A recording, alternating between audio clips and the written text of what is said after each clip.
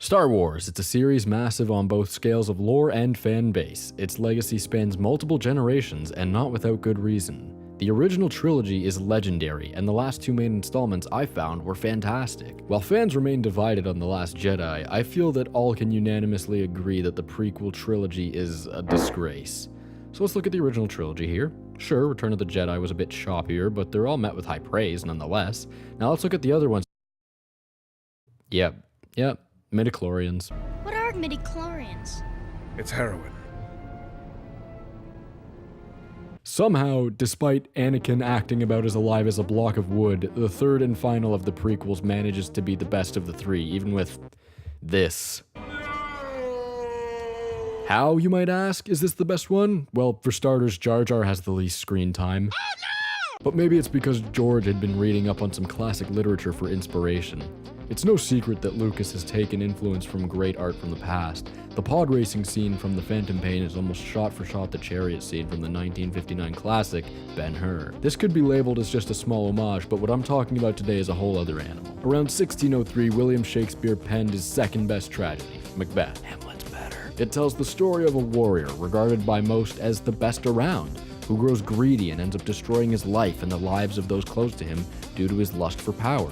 Sound familiar? It would be easy to dismiss this as a mere coincidence, or even just the writing team using the play as an outline, but no, there are far more similarities than you'd expect, and while some of the parallels aren't as solid as others, it's pretty blatant that Lucas had his team read Macbeth and then said, "Do this, but in space with lasers!" Aside from Anakin being an obvious parallel to Macbeth, there are a lot of character similarities. It's worth noting that some of the Star Wars characters are split in two.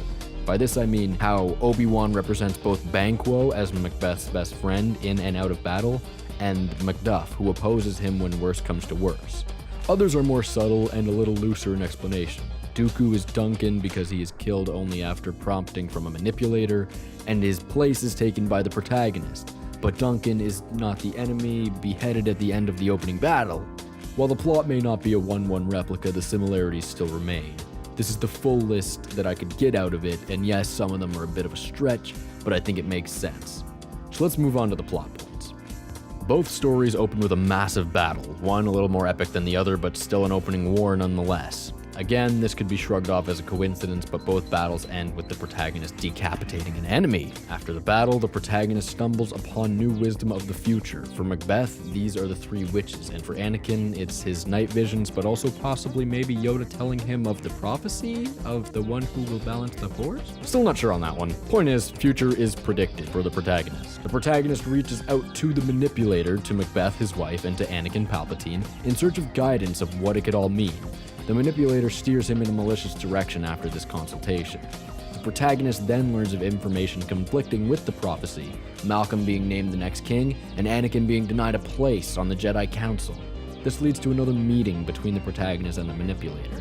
This time the manipulator convinces the protagonist to do as they say, and follow their instructions.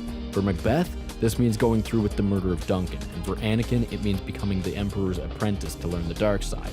After this, the hero is uncertain despite being swayed by the manipulator. They turn to their prophet, who foreshadows a dark future imminent. The close friend of the hero is betrayed. At this point, Obi-Wan's relative character shifts from Banquo to Macduff. The protagonist, growing in power, passes the point of no return, beginning to be consumed by all of their power.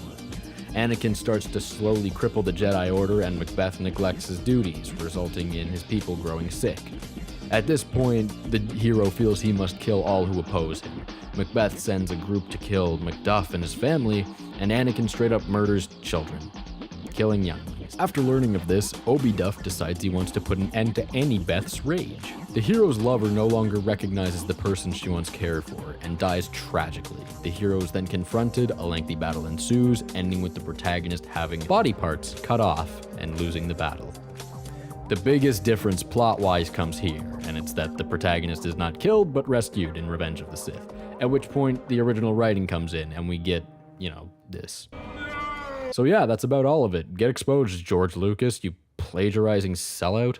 There's not much else to say other than the 2015 film rendition of Macbeth is the better of the two movies, despite having 1/6 of the budget. I guess it just shows that all the money in the world can't buy you good taste. At least the new ones are good. They don't have midichlorians. Heroin.